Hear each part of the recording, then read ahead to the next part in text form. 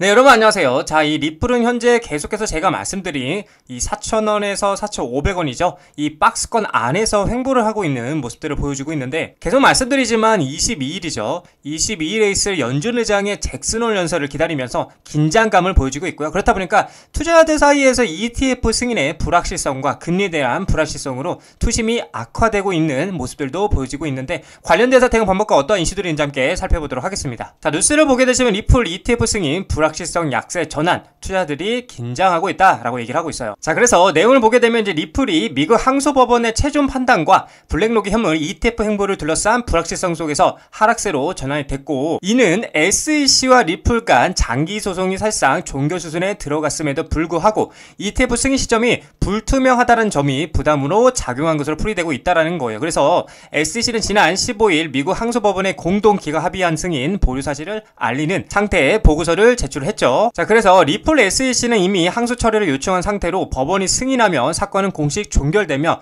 법적 불확실성은 사라지게 된다. 전 SEC 변호사 마크 파겔은 토레스 판사는 이제 사건과 관련이 없다며 추가 판결 가능성을 배제하고 있다는 거죠. 자, 그렇다 보니 시장의 관심은 현물 ETF로 향하고 있는데, 미국 현물 XRP ETF 승인은 가격 상승을 촉발할 핵심 변수로 꼽히고 있지만, SEC가 암호화폐 ETF 전반에 대한 표준화된 규제 프레임워크를 마련해야 한다는 점에서 시기 예측은 여전히 불확실하다는 거죠. 특히나 블랙록이 이미 비트코인 현물 ETF와 이더리움 현물 ETF를 통해 각각 586억 달러 그리고 121억 달러 이상의 순유입을 기록하면서 시장을 장악을 했는데, 업계 전문가 네이트 제라치는 블랙록이 결국 XRP와 솔라나 현물 ETF를 신청할 것이라고 확신한다라고 얘기를 하고 있고요. 구체적 시점은 SEC 규제 동향에 달려있다라는 분석이 우세하다라는 거죠. 자, 그리고 중요한 건 이제 거시경제 변수 또한 부담 요인으로 미국 경기 둔화 우려와 연방준비제도의 매파적 기조는 위험자산 선호 심리를 위축시킬 수 있으며, 반대로 경제지표 개선과 완화적 통화정책 기조는 암호화폐 시장에 긍정적 영향을 미칠 것으로 전망이 된다라는 거죠. 향후 XRP 가격 흐름은 항소법원의 기각 합의 승인 여부와 블랙록의 ETF 신청 움직임, 그리고 리플의 은행 라이선스 확보, 스위프트 협력 소식, 미 의회의 암호화폐 입법 논의 등 복합적 변수에 따라 달라질 것으로 보인다라고 얘기를 하고 있어요. 자, 그렇다 보니까 이제 최근에 실제로도 SEC와 리플 합의 관련해서 법원 승인 전까지는 최종 연결이 아니다라는 말들도 나오고 있는데, 자, 뉴스를 보게 되시면 친 리플 변호사 SEC 리플 합의 법원 승인 전까지 최종 종결은 아니다라고 얘기를 하고 있어요. 자, 내용을 보게 되면은 SEC와 리플랩스 간 합의는 사실상 타결이 됐지만 여전히 법원의 최종 승인을 기다리고 있어서 법적 절차가 여전히 남아있다는 지적이 제기가 됐고요. 자, 그래서 제임스 필란 변호사는 트위터를 통해서 SEC가 항소법원에 제출한 현황 보고서에 따르면 양측은 항소와 교차 항소 취하에 합의를 했으나 법원 승인이 아직 더 내려지지 않았다라고 얘기를 하면서, 보고서는 양측은 각자의 비용을 부담하는 조건으로 항소와 교차 항소 취하 합의서를 공동 제출했으며 현재 법원 승인을 기다리고 있는 내용이 담겼다라고 얘기를 하고 있어요. 자, 그래서 해당 문서는 15일자로 제출이 됐고요. 앞서 지난 7일 공동 취하 합의서가 접수가 됐지만 항소법원의 승인이 있어야만 사건이 법적으로 종결이 되는 절차가 완료가 된다. 이와 관련해서 일부 커뮤니티에서는 합의가 사실상 끝났음에도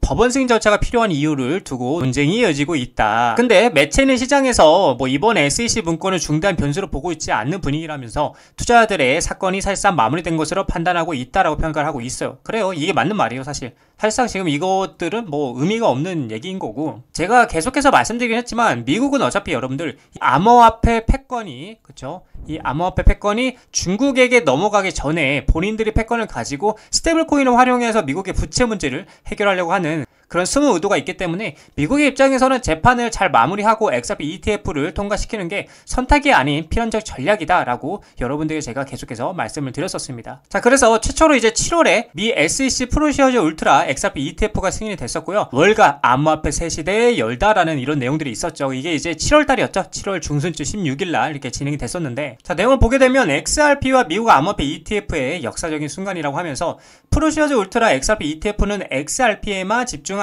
최초의 레버리지 상장 지수펀드 즉 ETF다. 일반 ETF와는 달리 울트라 ETF는 기초자산의 일일 가격 변동에 대한 투자 노출을 확대하도록 설계가 됐고요. 이 펀드는 투자자들에게 XRP에 대한 2배의 투자 노출 리터널치를 제공한다고 얘기를 하고 있어요. 그래서 이는 XRP가 하루에 5% 상승할 경우에 ETF는 약 10%의 수익을, 손실 시에는 그 반대의 수익을 얻을 수 있다라고 의미를 하고 있는 거죠. 자, 그래서 ETF 분야의 선구자인 프로쉐어즈는 2021년 최초에 비트코인 선물 ETF 출시를 하면서 이미 한 차례 역사를 쓴 바가 있고요. 이번 XRP 시장 진출은 암호화폐 투자 상품의 다각화를 새로운 장을 열 뿐만이 아니라 비트코인과 이더리움 외에 대안에 대한 기관 투자들의 증가하는 수요를 명확히 보여주고 있다고 얘기를 하고 있어요. 자, 그렇다 보니까 이제 프로쉐어즈에 이어서 XRP ETF 이 자체가 추가 승인이 나올까라고 지금 얘기가 나오고 있고, 폴리마켓에서는 그 가능성에 대해서 73%로 예측을 하고 있다. 자, 그렇다 보니까 현재 블록체인 기반 예측 시장에서는 XRP ETF 승인 가능성은 약 73%에 달하고 있고요. 이는 비트코인이나 이더리움 ETF 승인 당시와 비슷한 수준으로 시장의 기대감이 얼마나 큰지를 보여주고 있다라고 얘기하고 있고요. 만약에 SEC가 추가적으로 XRP ETF를 승인하게 된다라면 이는 XRP에 대한 기관 투자들의 접근성을 크게 높여서 대규모 자금 유입을 어떻게 유도할 수 있다고 얘기를 하고 있는 거죠. 이는 곧 XRP 가격의 급격한 상승으로 이어질 가능성이 높기 때문에 전문가들의 이번 소송 종결이 XRP의 새로운 강세장 진입을 알리는 신호탄이 될 수 있다고 분석하고 있고요. 향후 SEC의 결정을 주시하고 있다라고 얘기를 하고 있는 거죠. 자, 그래서 이제 XRP ETF 전체 리스트와 승인 예정일이 굉장히 중요한데, 자, 이 예정일에 대해서 좀 여러분들이 좀 더 꼼꼼하게 말씀을 드려보자면, SEC 승인을 기다리는 XRP ETF에 대한 날짜, 제출 및 향후 계획이 중요하다 볼 수가 있는데, 자, 여기 내용을 보게 되면 SEC는 현재 XRP ETF에 대한 여러 건의 신청을 검토하고 있다고 얘기를 하고 있죠. 그래서 SEC는 최근 상장 지침을 발표했는데, 이 지침에 따르면은 코인베이스 파생 상품 거래소와 같은 플랫폼에서 최소 6개월 이상 선물 시장에서 거래된 암호화폐는 뭐다? ETF 자격을 갖출 수 있다고 얘기를 하고 있어요. 자, 그리고 캐나다는 2025년 6월에 여러 XRP ETF를 출시했지만 미국은 아직 승인을 기다리고 있는 상태고요. SEC는 이러한 신청 대부분에 대한 최종 결정을 언제 2025년 10월까지 발표할 것으로 예상이 된다라고 얘기를 하고 있는 거죠. 자, 그래서 여기를 보게 되면 이제 실제로 SEC 승인을 기다리는 XRP ETF에 대한 목록을 볼 수가 있는데, 이 전체적으로 이제 통상적으로 보게 되면 실제 승인 또는 거절 결정은 대부분 2025년 10월달, 그쵸? 10월 중순에서 말 사이, 그쵸? 말 사이에 나올 가능성이 높다라고 말하고 있고요. 다만 이제 절차가 더 지연이 된다라면 늦어도 2025년 말까지는 어떤 형태로든 결론이 날 수 있다라고 전망을 하고 있다라는 거죠. 자, 그래서 진짜 본게임, 계속 말씀드리는 이 본게임이죠. 이 본게임은 ETF가 승인이 되고 그동안 리플이 계획하고 있었지만 진행하지 못했던 IPO 상장이라든지 CBDC죠.